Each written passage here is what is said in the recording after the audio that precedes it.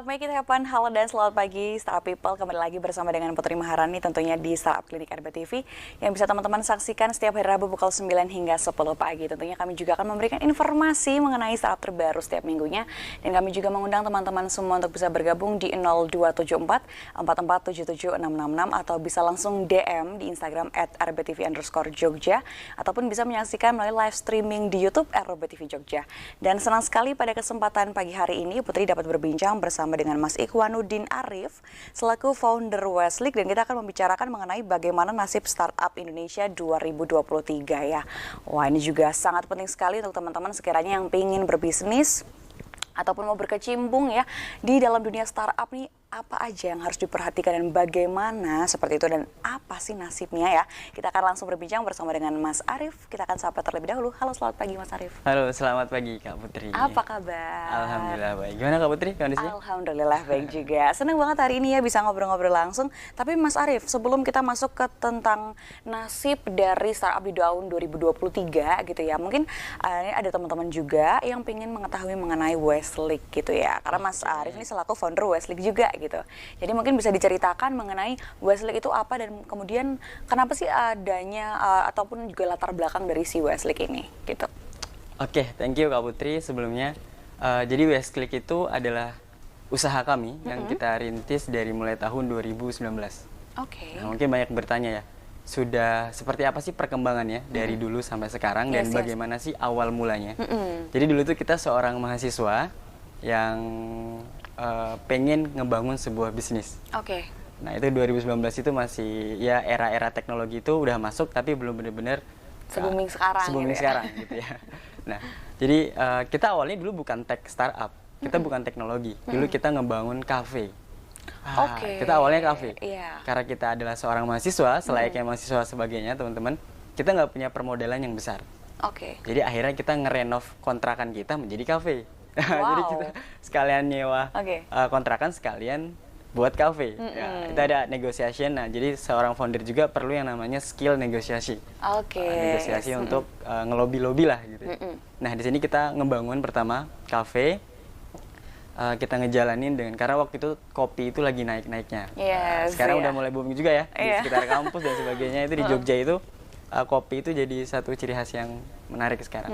Nah, waktu kita ngebangun kafe untuk hidupin, tadinya kita nggak pengen punya pikiran bahwa kita bakal punya startup gede nih, kita bakal punya perusahaan besar, nggak. Kita berpikir bahwa kita usaha ini untuk hidupin diri kita, karena kebetulan foundernya itu memiliki dapat beasiswa full di setiap kampusnya, kayak gitu. Jadi kita emang berangkat dari mental aja, gitu, dari opportunity itu. Semuanya dapat beasiswa. Beasiswa full, jadi kita semua dibiayain kampus kita dari semester awal sampai akhir, tapi kita nggak punya uang saku nih, kan karena kita bukan beasiswa uang saku, kita beasiswa ada yang prestasi, ada yang unggulan dan sebagainya. Akhirnya oke nih kita bangun bisnis ini ya, gitu dengan Pak Alif ya, Pak Alif Fatullah itu salah satu founder juga. Pertama kali kita bertemu, aku sama dia kita mikirin soal konsep bisnis apa sih kira-kira untuk ngebangun hidup. Udahlah kita mikirnya gimana caranya kita bisa hidup deh, itu aja. Nggak mikirin nanti bakal kayak mana, nggak. Akhirnya kita ngebangun bisnis cafe itu. Makin lama kita berjalan, kita dapetin cash flow yang lumayan. Kita mikir, oh kira-kira kedepannya Westliq itu bakal kayak mana ya. Nah dari pertanyaan sederhana, karena kita ngelihat bahwa kayaknya sayang deh kalau nggak kita jalanin. Gitu ya. Kita mulai ada yang search gitu ya, kita mulai mencari, kita mulai melihat opportunity kedepannya itu bakal berubah ke arah mana sih. Ternyata teknologi itu menjadi momok yang sangat menarik gitu bagi kita ke depannya. Akhirnya kita baru mulai, untuk memulai fase itu kita mulai ngerubah cafe kita jadi full tech gitu. Jadi kita ngerubah cafe teknologi. Sekarang sebenarnya udah ada sih, dulu nggak ada gitu. Kalau misalkan kemarin tuh realisasi, bisa jadi kita cafe teknologi pertama di Jogja. Tapi karena kemarin kita butuh dana yang perlu besar, jadi kita nggak berhasil. Tapi sekarang ada beberapa udah di Jogja ini kafe teknologi. Jadi full teknologi, cara pesannya, cara mulai barcode dan sebagainya itu pakai teknologi. Nah, dimulai kita ngebuat sebuah aplikasi sederhana. Waktu itu kita nggak ada tim teknologi. Jadi kita soal teknologi juga kita nggak paham apa itu front end, back end, Flutter dan sebagainya, bahasa-bahasa pemrogramer dan juga itunya kita masih awam banget. Makanya kita juga belajar. Akhirnya kita bayar orang dari uang kafe itu. Awal itu ya nggak banyak sih ya, nggak sampai ratusan juta karena kita modalnya juga nggak banyak. Kita ngebuat aplikasi untuk pemesanan di luar. Nah, jadi kan oke. kita nyari masalah sedikit sederhana. Yang pertama point of sale ya. Jadi kalau orang itu pengen bayar, itu kan otomatis enaknya kalau dia pakai scan. Ya, nggak perlu bawa uang dan sebagainya. Cashless Ada ya, cashless. Yang kedua, orang-orang itu ketika ke kafe, misalkan Kak Putri ke kafe nih, gimana caranya Kak Putri tahu bahwa kafe itu penuh? Kan nggak tahu, harus datang. Iya, ya kan? betul. Kita harus datang ke kafenya, kita bisa melihat, oh kafenya penuh, akhirnya kemana? Balik lagi atau nyari yang lain kan? Iya, betul. Kan jauh ya, apalagi kalau misalkan kalau kafenya cuma seberang rumah atau berapa langkah nyampe, oke nggak apa-apa ngecek. Tapi kalau misalkan 30 menit, 40 menit, kita baru ngecek terus kosong, penuh. Penuh, gitu. Mau ngapain kan? Gitu. Nah, akhirnya kita ngebuat sebuah konsep, oke, orang bisa referensi nih, orang bisa melihat stok atau melihat secara real time di aplikasi dari kafe itu, misalkan dia bisa mesen langsung dari rumah, datang itu langsung siap, dan dia juga tahu mana kursi-kursi yang penuh dan kursi-kursi yang masih ada. Jadi itu sederhana banget awalnya. Gitu di tahun 2019 itu? Iya, di tahun 2019. Wow. Jadi kita mulai dari itu. Gitu kan. Menarik banget nih opportunity-nya. Gitu. Terus lagi kita mau ngembangin point of sale kan, karena kita dananya nggak besar, jadi kita mulai dari referensi itu dulu. Gitu kan. Awal bergerak di tahun 2019 akhir, itu cukup baik. Kita ada 4 cabang kafe udahan waktu itu di tahun itu dengan konsep teknologi. Tapi di belakangnya kita juga lagi ngembangin konsep teknologi secara utuh. Gitu. Karena tadi kan salah satu dari ERP sebenarnya. Nah, nanti kita bakal bahas ERP ya. Karena point of sale itu salah satu dari ERP gitu ya, dari akunting. Nah, setelah itu kita bergerak tuh dalam kita udah ngerasa bahwa oke, kayaknya bisnis itu mudah deh gitu ya. Bisnis itu challenge-nya gampang lah gitu kan. Itu pertama masih muda awalnya. Kita masih muda, masih semester awal gitu kan. Terus lagi kita baru ngejalanin bisnis kok lancar banget ya. Tiba-tiba pandemi datang. Tahu kan 2020 kan masih pandemi. Pandemi datang, 4 kafe kita tutup semua. Jadi itu tapi terdampak dari pandemi atau memang kayak mengharuskan? Nah, jadi terdampaknya sebenarnya gini, kita nggak bisa menyalahkan sebuah kondisi ya. Iya, betul. Karena kita nggak bisa tahu nih tiba-tiba apa yang akan terjadi gitu ya? Kan. Mungkin kesalahan di founder sendiri, bagaimana kita nggak bisa menyikapi adaptasi tadi itu. Gitu. Itu kan bisa ada pelajaran di situ ya. Otomatis kan itu langsung full tech. Jadi kultur budaya customer, budaya usaha itu benar-benar early berubah semuanya. Jadi dalam orang lebih suka mesen di rumah, ya take away gitu kan. Produk-produknya lebih, bahkan sampai sekarang pun gaya itu masih dipakai dari pandemi waktu itu. Benar-benar pandemi itu benar-benar jadi salah satu perubahan yang gede banget gitu di dunia bisnis khususnya. Nah, jadi back setelah kita bangkrut tuh, bahasa bangkrut ya. Di usia muda dengan kebangkrutan yang segitu banyaknya, kita ngerasa depression kan. Iya. Depresi. Dan kebetulan itu juga diliburkan. Jadi kita ada waktu buat healing. Terus space buat healing tuh. Sambil healing-healing di kontrakan gitu ya. Itu menghilang. Itu semua kembali ke rumahnya masing-masing. Karena kebetulan kita kan bukan asli Jogja. Ada yang dari Lampung, ada yang dari Batam, ada yang dari Wonosobo dan sebagainya. Kita balik semuanya, nge-charger dulu nih. Kita nge-charge dulu kira-kira kita mau balik lagi nggak, untuk tarung lagi nggak gitu kan. Karena kita udah rugi banyak nih. Dan teknologi itu butuh modal yang besar. Gitu. Betul. Ya, salah satu dari Mas Alif ya, khususnya dia memberikan sebuah gambaran gitu untuk kita ke depannya. Kita meeting lagi. Nah, founder juga teman-teman di sini, tim itu benar-benar jadi satu hal yang perlu dipertimbangkan gitu. Perlu dipertimbangkan untuk ke depannya itu bakal kayak mana sih gitu. Jadi memilih tim dari awal banget, kita memilih tim itu salah satu yang menurutku langkah pertama dan paling wajib dilakukan oleh founder. Jadi harus tahu ya, founder itu harus tahu bagaimana timnya ini tuh nanti akan terbentuk seperti itu ya. Betul. Jadi bukan hanya kompetensinya. Oh, dia ahli teknologi, oke ambil. Oh, dia ahli ini, enggak. Jadi benar-benar dari apakah dia pengen sama-sama membangun bisnis ini? Visi misinya. Visi misinya sama. Apakah dia punya alasan untuk terus ngejalanin bisnis ini yang sama? Gitu kan. Nah, karena kita semuanya itu fit ya Kak ya, kita udah sama-sama kenal satu sama lain, juga visinya sama, kita kumpul lagi, akhirnya kita ngerumbukin, oke, kita back to awal lagi deh, kita mulai awal lagi gitu ya. Modal kita nggak ada nih, kita bukan dari keluarga kaya ya, yang minta uang 1 miliar, nih, nah nggak gitu juga. Agak mikir juga ya. Enggak gitu, kita nggak ada mikirin buat minta gitu. Akhirnya kita ngelakuin itu lewat kejuaraan. Nah, karena di kejuaraan itu kan banyak ada uangnya juga ya Kak. Jadi salah satu buat uang pembinaan gitu ya. Jadi teman-teman founder kalau misalkan mau salah satu pendanaan ya, misalkan kita kan kayak model itu salah satu permasalahan di kita ya. Betul. Nah itu bisa tuh salah satunya untuk lakuin yang namanya perlombaan.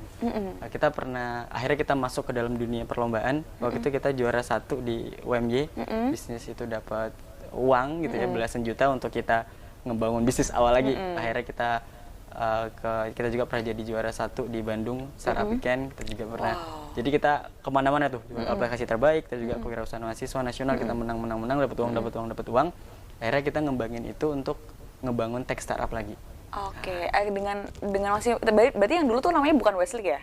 Dulu tuh ada T-nya kan, Westclick, diambil dari kalimat Western and Classic. Karena kafe itu kan Western and Classic ya. Westlick. Ada T-nya. Tapi sekarang kan T-nya hilang. Ya, sekarang Westlick ya. Nah, jadi kalau misalkan ada yang bilang, kalau misalkan nanti di tahun 2023 kita ngalih penurunan atau bahkan gagal, apa yang dilakuin Westlick? Kita hapus 1 huruf, kita mulai lagi.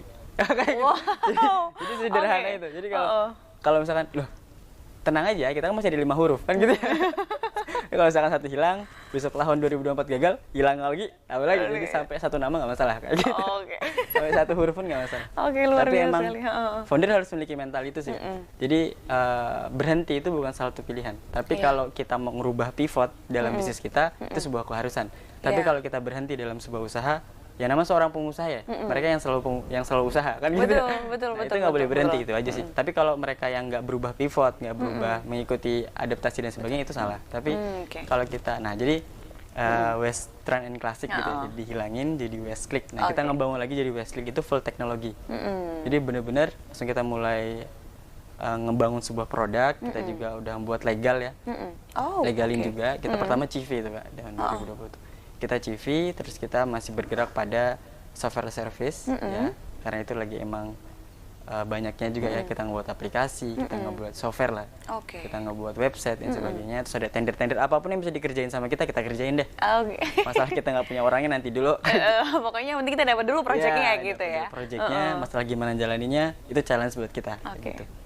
Kita mulai terkumpul, akhirnya kita dapat nih launching produk kita juga kayak gitu. Launching produk kita dan kebetulan ada investor yang mau masuk. Kayak gitu. Kita presentasi pitching ya, teman-teman juga di startup itu pitching ke investor, dapat nih danaan sekitar 1 miliar gitu kan untuk pendanaan tahap pertama gitu kan. Oh itu bagi kita angin segar banget di gurun gitu. Jadi kita ibaratnya lagi panas-panas air gitu ya. Di gurun itu kan kita nyari air. Tiba-tiba ada nih, ini 1 ember buat kalian. Wah senengnya kan gimana? Langsung di situ kita balik lagi. Kan itu kita tuh ngejalanin bisnis itu ketika masih di daerah rumahnya masing-masing, daerah regional masing-masing. Jadi kita nggak kumpul. Jadi setelah kita ada pitching, salah satu masalah itu pitching, kita ada pendanaan, langsung semua kumpul. Calling founder. Calling founder. Nah, untuk calling founder dan bagaimana cerita selanjutnya nanti kita akan sambung lagi karena ternyata seru banget ya melihat dari perkembangan dari Westlick ini dan juga Mas Arief beserta teman-teman yang lain. Tapi jangan kemana-mana, tetap bersama kami tentunya di Startup Clinic RBTV.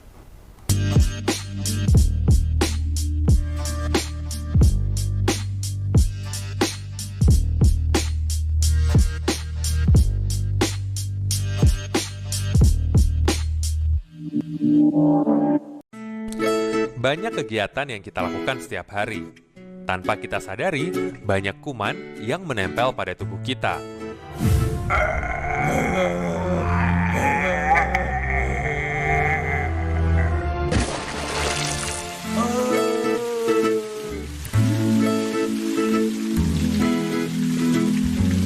Ayo, biasakan cuci tangan sebelum dan sesudah melakukan kegiatan. Iklan layanan masyarakat ini dipersembahkan oleh RBTV dan Git Solution. Amicom, a private entrepreneurial model university by UNESCO. International Program 80 International Award. Prodi Prospektif di era ekonomi kreatif. Gold Rem Award dan Grand Prize Sikap. Battle of Surabaya. Universitas Amicom Yogyakarta. Creative Economy Park. Perbarui informasi Anda bersama kami. Kabar seputar DIY dan Jawa Tengah kami rangkum untuk Anda.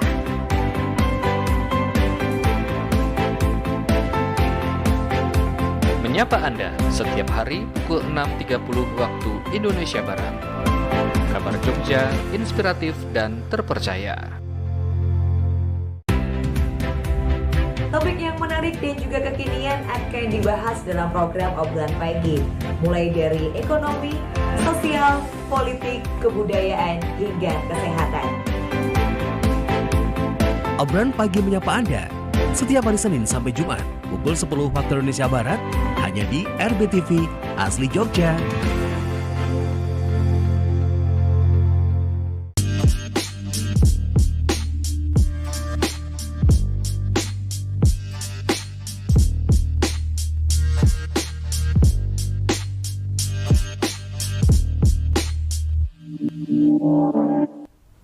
Oke, Startup People masih bersama kami tentunya di Startup Klinik RBTV, masih membicarakan mengenai bagaimana nasib startup Indonesia 2023. Tapi sebelum masuk ke situ kita masih seru sekali ya tadi mendengarkan journey dari Westlake sendiri ya Mas ya.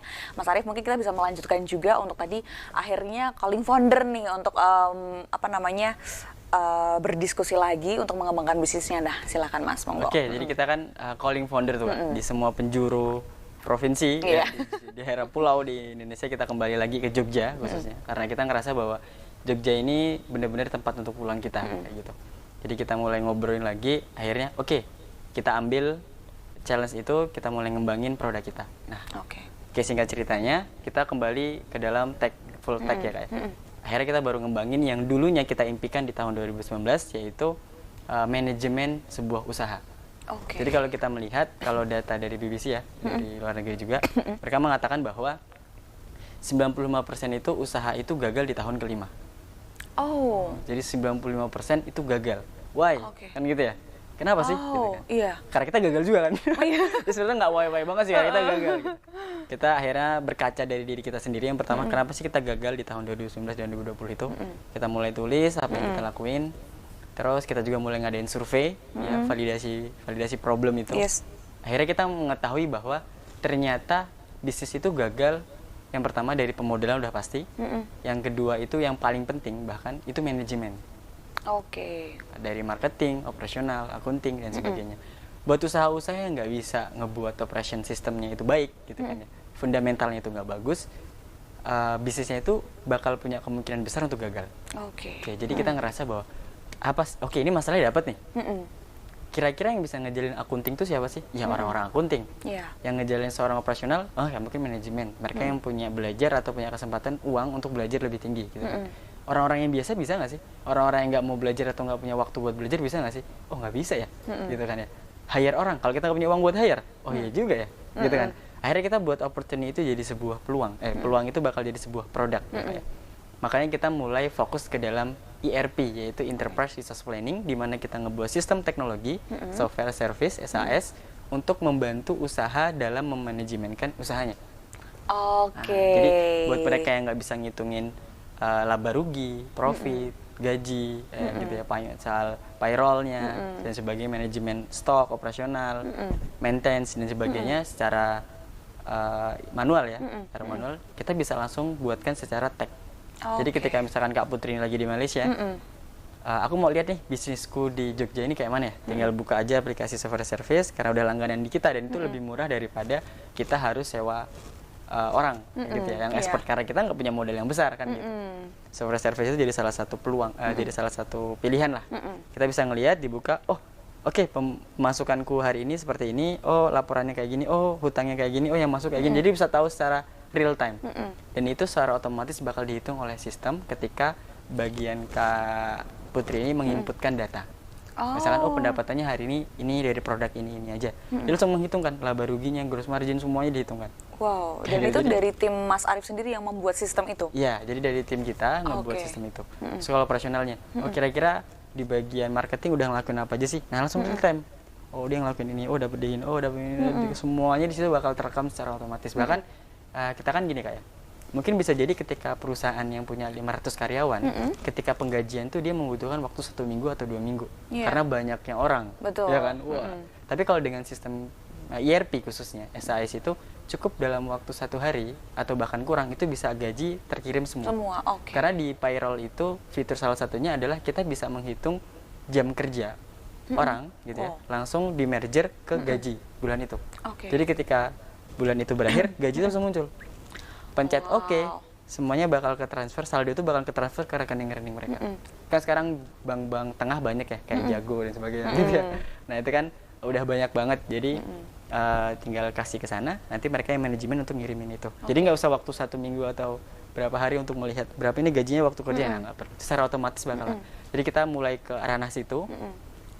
Kebetulan akhirnya udah jadi gitu. Kita udah jadi, kita mulai memasarkan produk itu ya. Awalnya emang berat banget sih Kak, karena khususnya di Indonesia sendiri marketnya itu masih nggak tahu, brand knowledge-nya itu masih jauh soal ERP.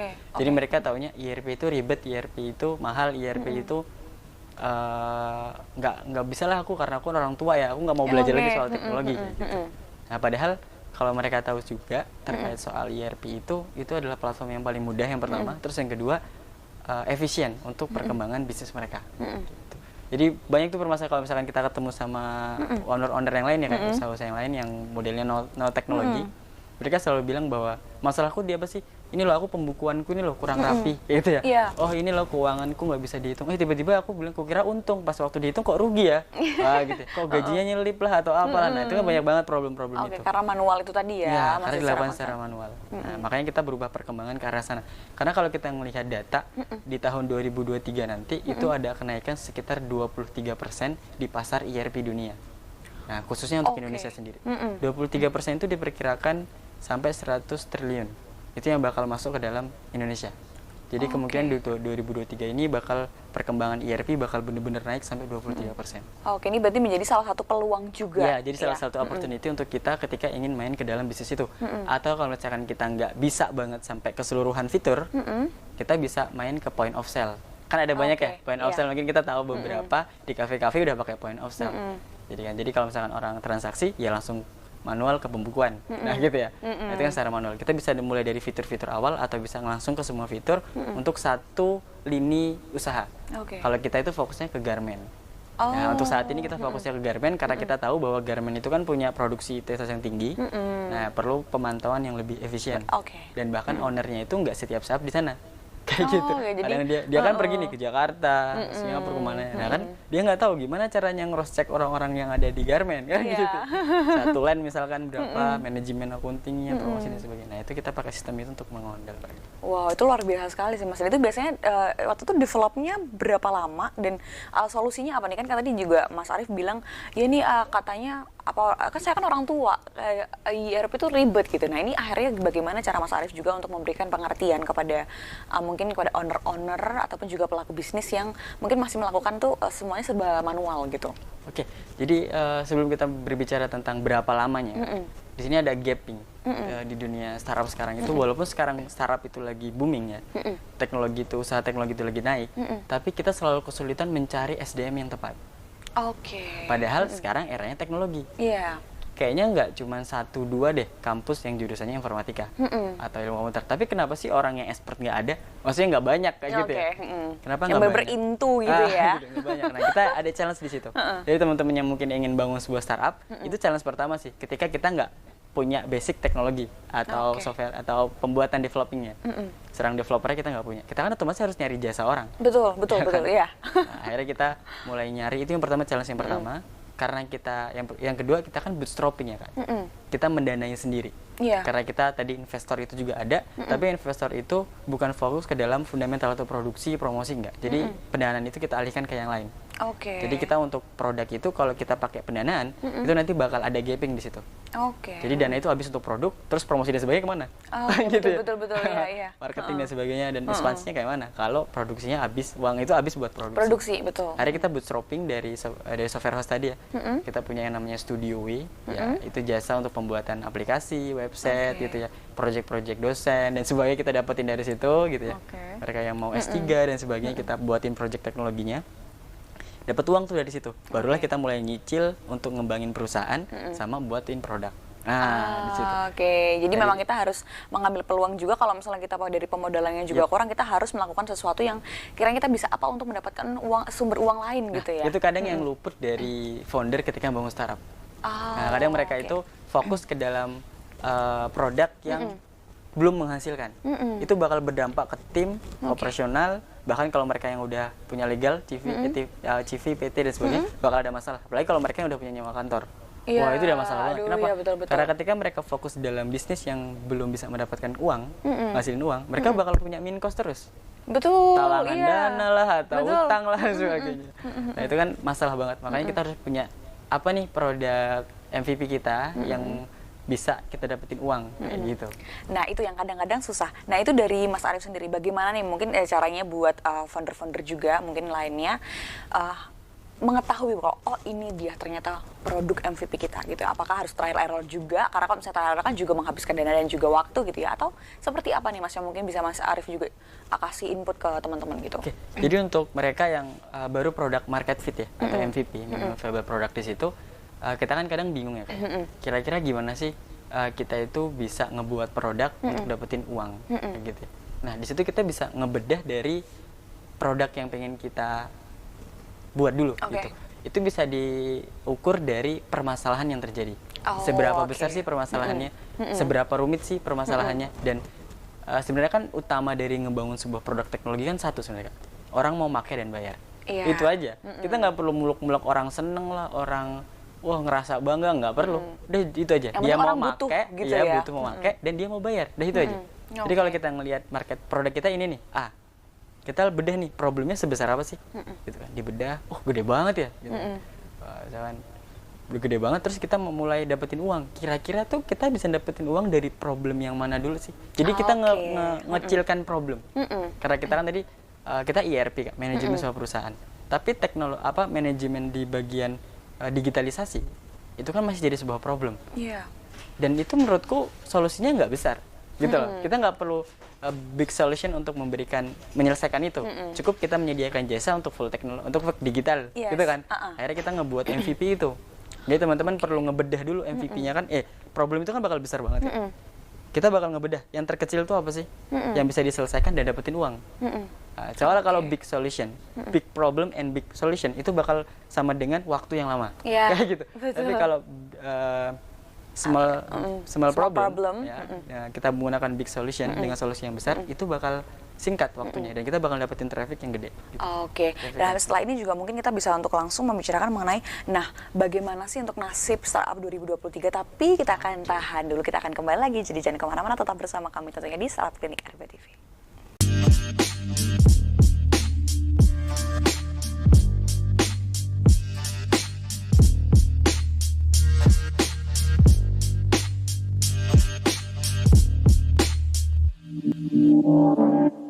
AKRB Jogja, kampus broadcast unggul dan terpercaya. Saya kuliah di AKRB, biaya terjangkau, kualitas bagus, dan fasilitas mendukung. Dari awal saya ingin bekerja di TV nasional, dan sekarang sudah terbukti karena saya kuliah di AKRB. AKRB adalah kampus Diploma 3, kuliahnya banyak praktek dan cepat lulus. Lulusan AKRB berkualitas dan terbukti alumninya banyak bekerja di media. AKRB, Be Creative People. Selain dapat disaksikan di televisi, tayangan kami dapat disaksikan dimanapun.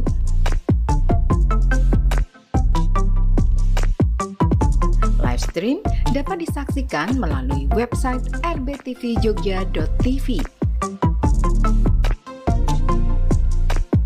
dan di channel YouTube RBTV Jogja. Anda dapat memilih tayangan favorit.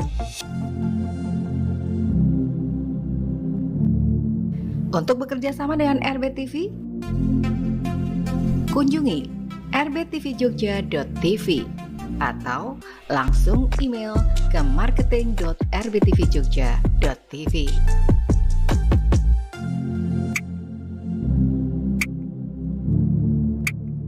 Punya pertanyaan? Hubungi Instagram atau nomor telepon kami.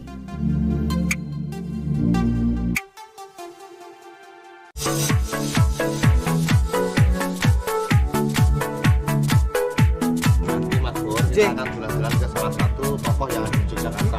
Tokoh ki apik banget. Pekerjaannya sing sae. Jos.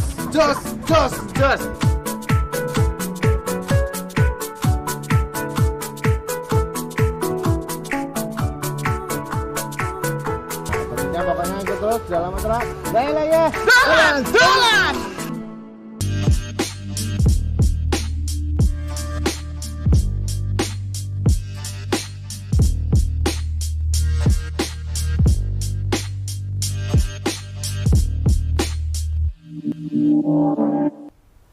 Oke, masih bersama kami tentunya di Startup Clinic RBTV dan kita akan masih melanjutkan mengenai bagaimana nasib startup Indonesia 2023. Nah, tadi kalau misalnya juga kita sudah tahu bagaimana sih harusnya untuk bisa mendapatkan pendanaan lebih gitu ya kan. Jadi kita harus mempersiapkan dari banyak produk juga seperti itu ya Mas ya. Kita harus melihat juga, oh ini sepertinya yang paling prospek bisa untuk langsung kita jual dan bisa digunakan oleh masyarakat juga. Nah, untuk kondisi nasib dari startup 2023 ini mungkin dari kondisinya dulu karena kan kemarin sempat terdampak pandemi juga gitu ya. Betul. Mas Arif ini. Oke, kalau kita berbicara tentang gimana sih nasib startup di tahun 2023, sebenarnya itu umum banget ya Kak ya, kan general banget. Mungkin di sini aku bakal sedikit ngasih insight tentang venture capital karena saya bukan ahlinya dalam dunia pendanaan dan sebagainya. Mungkin saya bakal ngasih insight sedikit tentang Rich Wijan, itu dari eksekutif venture capital yang ada di Kejora.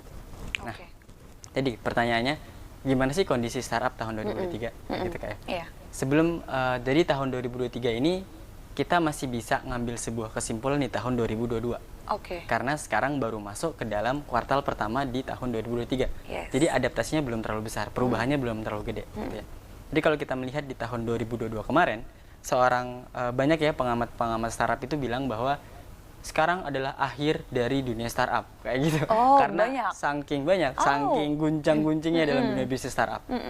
Pemodalan di venture capital turun gitu kan ya. Sampai 50% lebih turun pemodalan dari luar dan sebagainya. Terus juga PHK besar-besaran. Ya kita bisa tahu ya, diliput di mana aja itu PHK gede-gedean. Terus juga banyak startup-startup yang hilang gitu kan, yang meledak, bubble burst gitu ya. Yang meledak gitu kan. Mereka selalu bakal berbicara tentang validation koreksi. Nah, kita bakal berbicara tentang kalau kita mencari sebuah apa sih dampaknya dan sebagainya, kita bakal berbicara tentang validation koreksi. Jadi validasi yang dikoreksi. Nilai dari sebuah perusahaan itu benar-benar akan dikoreksi di tahun 2023. Nah, karena permasalahan terbesarnya itu ada pada itu.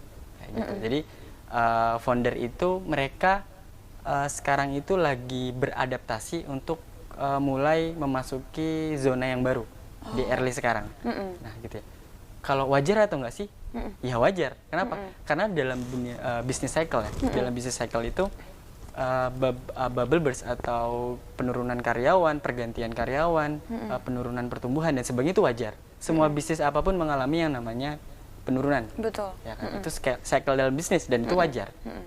Tapi di sini founder gitu ya. Founder itu harus lebih fokus ke dalam fundamental dalam bisnisnya. Karena kenapa sih kok jadi di highlightin ya valuation correction gitu ya? Karena dulu ya founder-founder yang dulu itu sering banget mereka itu mengejar-ngejar valuasi, tapi tidak mempertimbangkan fundamental bisnisnya. Gitu. Makanya akhirnya timbul nih sebuah pertanyaan. Kira-kira kalau misalkan dari gonjang-ganjing bisnis dan juga PHK yang besar-besaran, terus juga ada koreksi itu gitu, koreksi validasi itu, kira-kira founder itu harus ngapain sih? Gitu ya. Harus bagaimana gitu ya. Sih gitu kan ya. Cara kita untuk menyikapinya.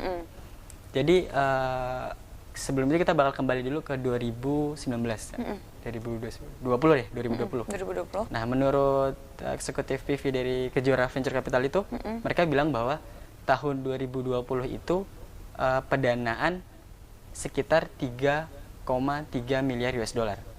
Itu di tahun 2020. Tahun 2021 itu 5,3 miliar US dollar. Naik dong. Iya, naik. 2022 itu turun kembali ke 2020. Nah, jadi kita bisa ngambil sebuah kesimpulan di tahun 2022 kemarin, yang sekarang masih kedampak ya, itu adalah validasi. Kita itu benar-benar divalidasi startup atau bisnis-bisnis apa sih yang bisa bertahan. Jadi mereka yang melalui fase COVID ya, penurunan yang sangat drastis dari sektor ekonomi dan sebagainya, itu bisa dilihat Kak. Startup yang bagus fundamentalnya akan semakin bagus, tetap bagus. Mereka yang fundamentalnya nggak bagus, dari mulai operation, maintenance, transal cost, dan sebagainya, mereka bakal benar-benar jatuh, bakal benar-benar bubble burst, mereka bakal benar-benar meletus. Iya. Kayak gitu. Kan bubble burst itu kan balon. Iya, betul. Meletus. Mereka yang nggak bagus fundamentalnya, meletus. Mereka yang bagus fundamentalnya, bagus. Makanya kita di sini disarankan kondisinya kan tadi segitu rumitnya. Kita juga nggak bisa menyangkal bahwa tahun 2023 itu baik-baik aja, enggak.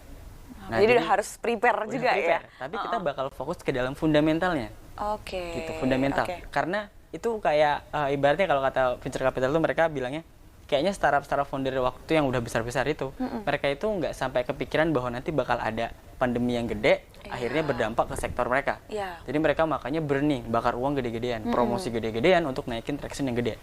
Padahal ketika fundamentalnya nggak dibagusin, itu bakal berdampak banget. Akhirnya apa PHK dan sebagainya. Makanya di sini mereka banyak untuk lebih hati-hati dalam mengelola bisnisnya. Jadi 2023 ini kita perlu berhati-hati dalam membangun fundamental bisnis kita. Jadi benar-benar bahwa kita ini ngebangun fundamental loh, kita ini ngebangun sebuah bisnis gitu ya. Nah, jadi dari venture capital juga bilang bahwa dari Kejora itu eksekutifnya bilang founder itu bangun bisnis itu untuk apa sih? Nah, mungkin jadi tiga pertanyaan sih dari Mas Rich Wirjan. Founder itu ngebangun bisnis untuk apa? Oke. Alasannya apa sih? Terus idenya apa? Nah, terus produk mereka itu kayak mana? Nah, jadi 3 hal itu yang perlu kita pertimbangkan. Saling berkesinambungan juga gitu ya. Betul. Jadi 3 hal itu yang perlu kita pertimbangkan sampai benar-benar clear. Karena rata-rata untuk founder-founder kemarin gitu, founder yang lalu, mereka itu nge-push valuasi. Nilai dari sebuah produk tinggi-tinggian itu sebenarnya make sense sih dalam dunia invest gitu kan ya. Ketika valuasi tinggi otomatis bakal narik banyak investor untuk turun pendanaan gitu kan, seri pendanaan awal, pendanaan itu dan sebagainya. Oke, jadi semua founder ayo nggak apa kita baru mulai tapi valuasinya kita tinggiin ya. Jadi dia burning promosi. Jadi hampir dibilang bahwa tractionnya itu atau valuasinya itu nggak real dengan kondisi perusahaan terlalu besar. Nah, kalau katanya mereka, hal ini bisa jadi salah satu faktor untuk kegagalan startup juga. Jadi kalau valuasi terlalu tinggi, di awal, dia bakal harus membayar itu di belakang. Iya, betul sih. Untuk interesting, untuk ekosistem dan sebagainya. Jadi sekarang itu yang paling banget ditekankan itu adalah ketika kita menghadapi masa yang gonjang-ganjing ini. Jadi 2023 kalau ditanya gimana kondisinya, nggak aman kayak gitu. Tapi nggak amannya ini bakal mengarah kepada koreksi tadi itu. Jadi buat mereka yang nggak, biasanya kalau kita ujian kan ada kisi-kisi ya kan. Betul. Nah, ini kisi-kisinya nih. Udah ada nih ya. Ada. Kalau kita nggak fokus ke dalam hal fundamental ini, kita bakal gagal. Udah pasti. Berarti yang harus kita lakukan adalah untuk benar-benar fokus kepada fundamental dari sebuah bisnis kita sendiri gitu ya. Betul. Jadi setelah kita ngebangun nih fundamental tadi itu, jadi kita perlu nih cari tahu dulu dari 3 pertanyaan tadi ya kan. 3 pertanyaan tadi, kira-kira kita bangun bisnis ini ngejar-ngejar valuasi atau cuman atau ngebangun bisnis ini bakal lebih besar sih gitu kan. Nah, itu bakal berdampak soalnya. Dan beberapa mereka ada yang pendanaan seperti itu ya, modelnya seperti itu. Ya tadi itu, mereka harus ngebayar biaya valuasi yang tidak real di akhir.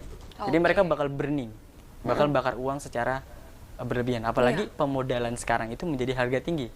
Karena masa sekarang ya kan. Betul sekali. Dulu kan mungkin kita pitching bisa dapat. Sekarang pendanaan itu, permodalan itu jadi salah satu harga tinggi untuk startup untuk fase sekarang. Jadi ketika kita dapat modal, investor tuh bakal melihat buat apa modal gue nih, kayak gitu.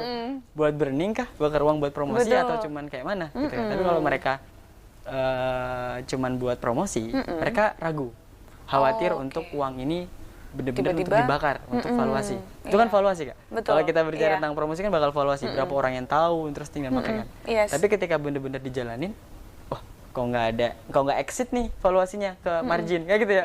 Jadi valuasi yang gede tapi nggak exit ke margin gitu kan. Malah exitnya ke masalah kan, ke problem, ke penurunan itu kan. Nah, makanya itu jadi pertimbangan juga buat kita selaku founder. Mereka yang bangun mulai dari awal saat tahun 2022, 2003 atau 2003 ini baru mulai atau udah 2 tahun 3 tahun yang lalu, kita perlu ngerubah itu. Untuk saat ini kita beradaptasi untuk mempertahankan fundamental bisnis kita. Jadi kita itu bukan ngebangun sebuah startup karena ikut-ikutan. Kita nggak bangun startup karena biar gaya deh, biar keren gitu. Wah, nah sekarang mau nggak bangun startup kan gitu. Bukan, tapi kita bener-bener fokus ke dalam status quo. Nah, kalau katanya pakar tuh, startup itu identik dengan mereka yang keluar dari status quo. status quo itu kan fase sebelum perang ya. Jadi kondisi itu masih aman. Nah, contohnya apa sih orang-orang yang udah keluar dari status quo? Tesla. Nah, mereka tadinya kalau kita pengen beli bensin, kendaraan mobil, kita pakainya ya BBM. Gitu ya. Nah, sekarang pakai listrik. Nah, itu adalah mereka yang keluar dari status quo. Padahal harusnya sebenarnya kayak memungkinkan nggak ya, tapi melihat dengan kondisi yang seperti sekarang, orang-orang pasti akan nantinya akan beralih gitu ya kepada listrik gitu ya. Jadi itu pertama opportunity, yang kedua kita founder itu harus memiliki mental untuk keluar dari status quo. Dan itu tuh bakal bener-bener susah gitu. Karena mereka yang nggak punya mental atau nggak punya komitmen yang bagus, mereka bakal berhenti di tengah jalan.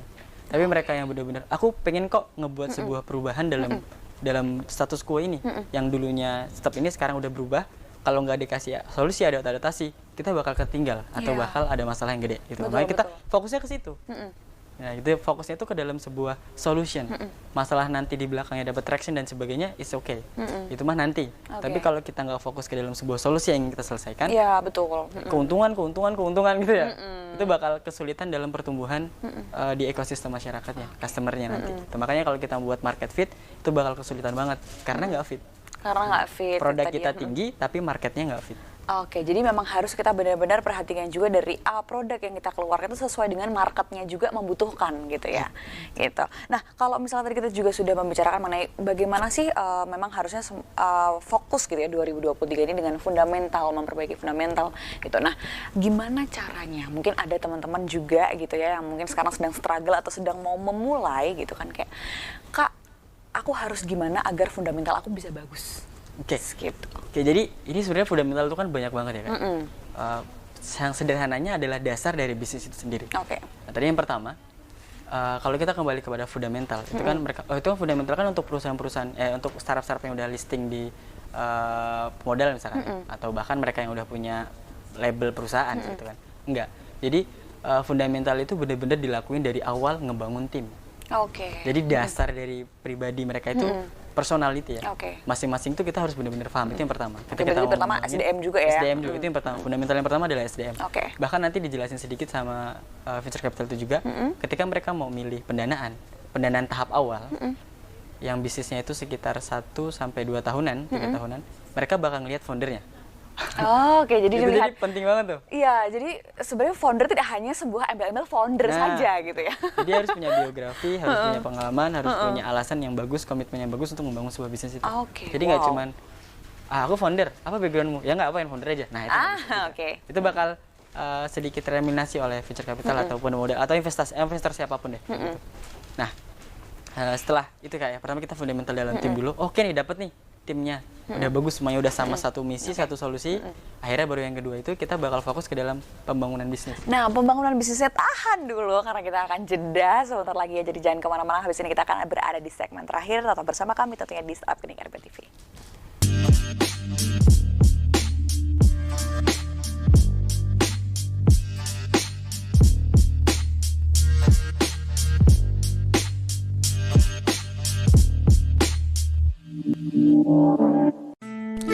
Banyak kegiatan yang kita lakukan setiap hari. Tanpa kita sadari, banyak kuman yang menempel pada tubuh kita.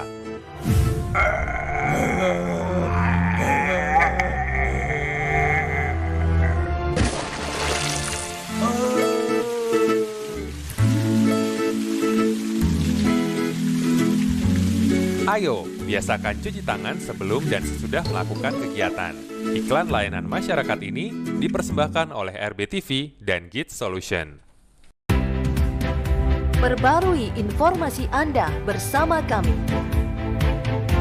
Kabar seputar DIY dan Jawa Tengah kami rangkum untuk Anda.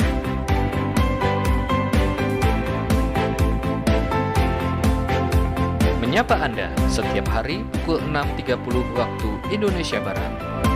Kabar Jogja, inspiratif dan terpercaya.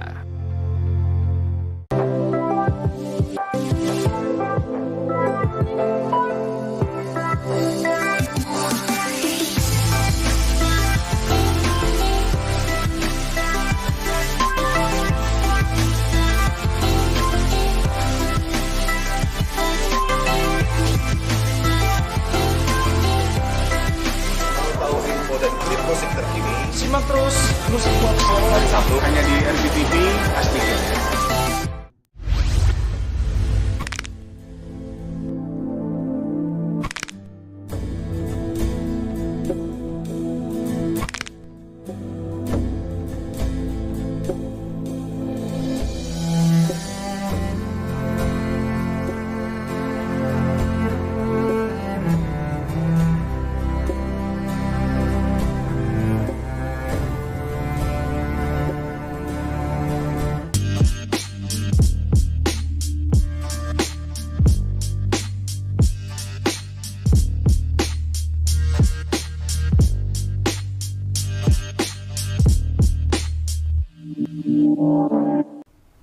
Oke, kita berada di segmen terakhir Startup Clinic RBTV ya, masih bersama Mas Arief juga, dan kita mau melanjutkan ya tadi ya. Kalau tadi ada untuk fundamental dalam bisnis itu seperti apa? Yang pertama adalah SDM, dan yang kedua, monggo silakan Mas Arief. Jadi kita juga perlu tahu nih Kak, kita perlu belajar. Ya, jadi founder itu nggak cuman menyuruh orang untuk mengerjakan, tapi kita perlu juga meningkatkan kapasitas. Sederhana sih.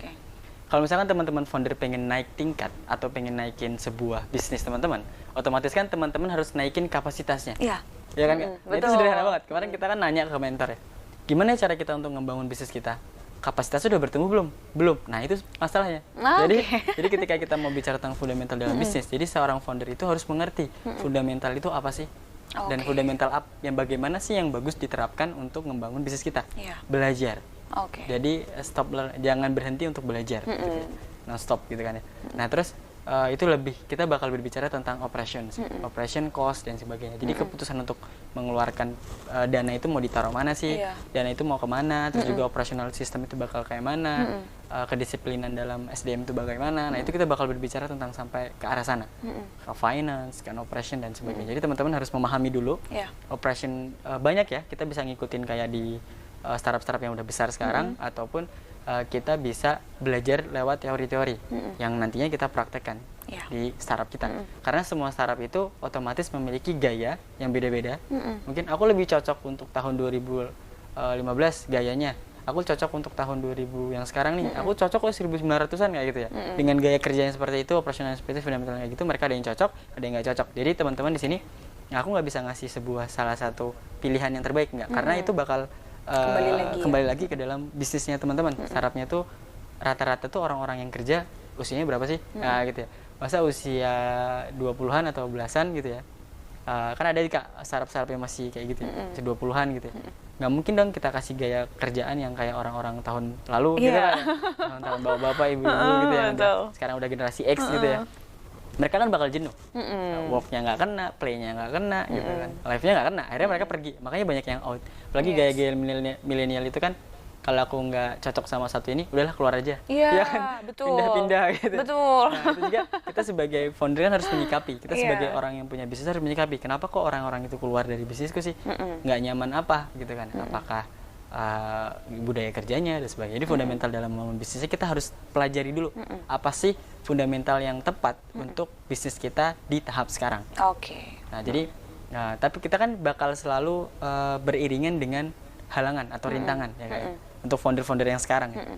Untuk mereka yang baru tahun 2023 ini, tantangannya apa sih yang paling besar setelah kita memikirkan soal fundamental udah selesai nih. Fundamental clear, tantangannya apa sih? Yang pertama, kalau kita mau nyari pendanaan itu sekarang sulit banget. Itu yang pertama, permodalan. Jadi mau nggak mau kita harus ngebuat MVP atau market fit melalui bootstrapping. Pendanaan sendiri. Nah, makanya kita perlu mempertimbangkan produk apa sih yang bisa kita jual dulu di awal dengan pemodalan kita sendiri tanpa investor. Karena kalau kita fokus ke dalam investor, tadi tuh hal yang nggak boleh dilakuin adalah goreng invalidasi, goreng valuasi tadi tuh. Jadi kita ngegoreng gitu ya. Akhirnya gede, ya udah cuma gorengan kayak gitu.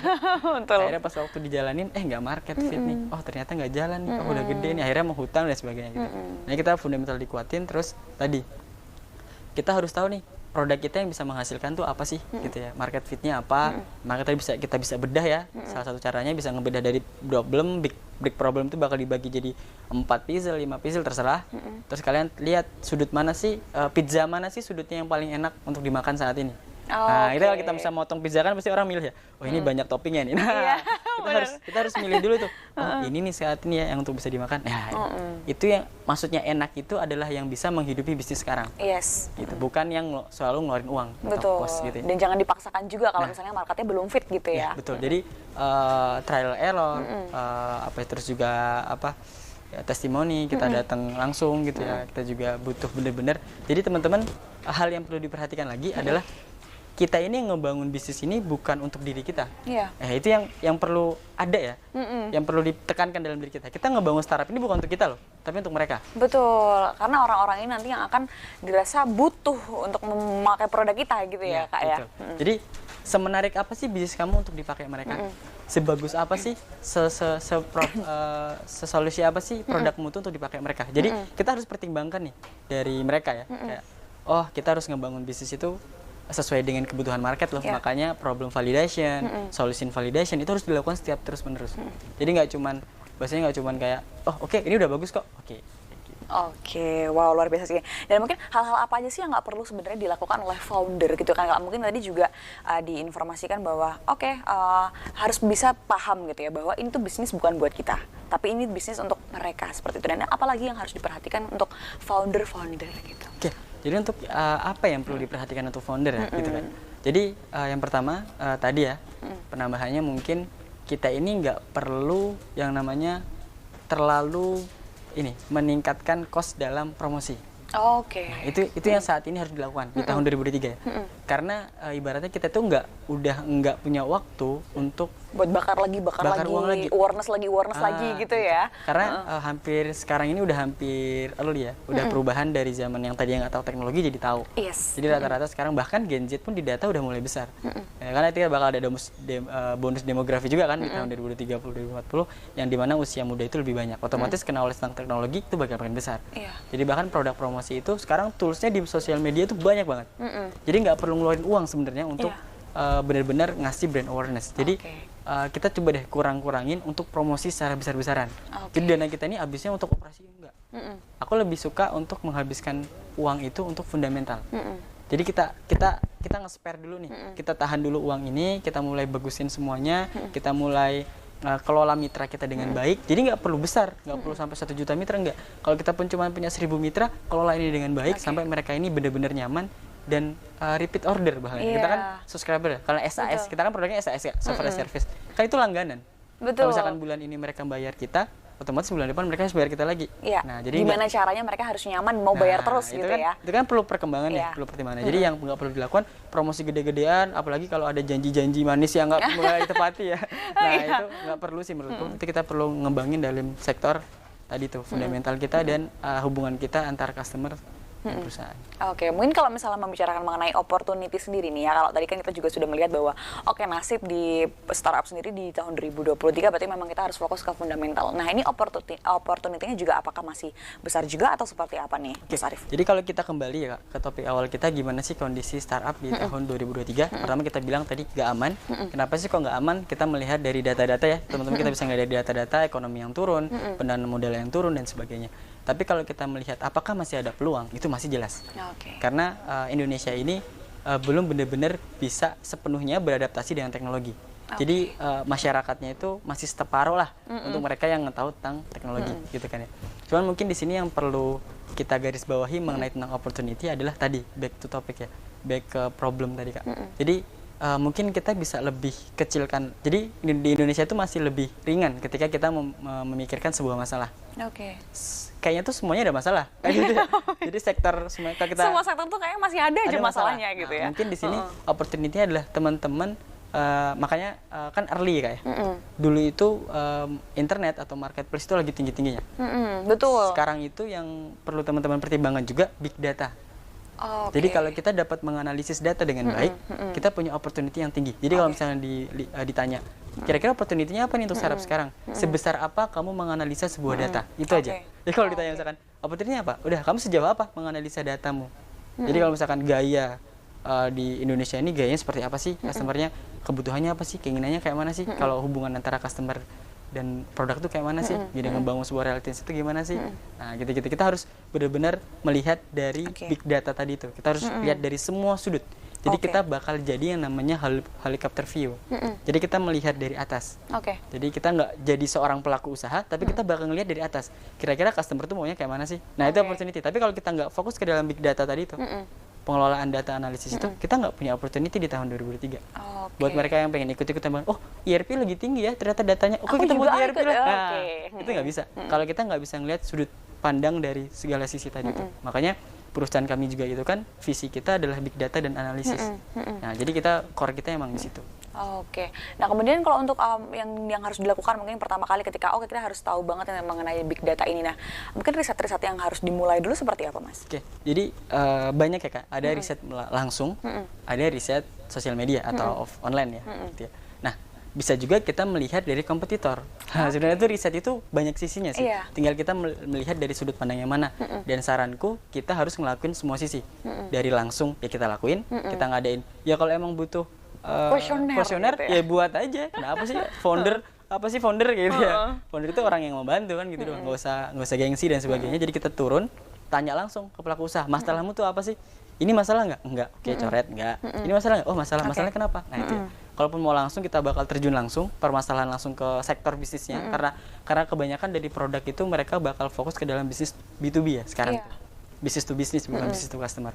Nah, itu terus yang kedua, kalau misalnya kita mau ngadain bisnis survei online ya kita bisa aja pakai media-media yang sekarang ada.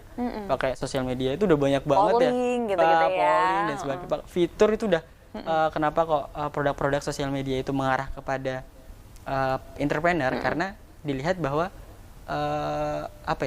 sosial media itu banyak digunakan untuk entrepreneur, untuk pengusaha, promosi lah, untuk brand awareness lah, untuk branding lah gitu. Akhirnya sosial media ini mengarah kepada itu. Jadi ngebantu banget untuk founder, untuk pelaku usaha. Coba deh kalau kita lihat perhatian itu kayaknya mudah banget ya fiturnya untuk pengusaha semua kan gitu. Gitu ya. Terus yang ketiga tadi kita bisa ngeliat dari kompetitor. Kompetitor kita ini misalkan ada nih kompetitor A sama kayak kita. Dia ngelakuin apa sih? Nah, jadi kita bisa istilahnya kayak ATM yang amati, tiru, modifikasi juga gitu ya. Dan mungkin terakhir Mas ada closing statement yang bisa disampaikan kepada teman-teman. Mungkin closing statement terakhir ya kakak-kakak sekalian buat teman-teman founder. Kalau kalian mau membangun sebuah bisnis startup, kalian harus dapat fokus dalam menyelesaikan problem orang lain. Jadi bukan problem sendiri, tapi problem orang lain. Baik, terima kasih. Jadi harus fokus untuk menyelesaikan problemnya orang lain seperti itu ya Mas Arief ya. Dan terima kasih banget Mas Arief, sangat inspiratif sekali hari ini, sangat seru perbincangan kita dan good luck untuk Mas Arief selanjutnya ya. Sukses dan juga sehat selalu. Kita akan ketemu lagi untuk selanjutnya, mungkin ada tema-tema selanjutnya yang bisa diobrolkan bersama dengan RBTV juga. Dan terima kasih juga ya Startup People yang sudah menyaksikan. Akhirnya saya Putri Maharani pamit, selamat pagi dan sampai jumpa Startup Make It Happen. Bye bye.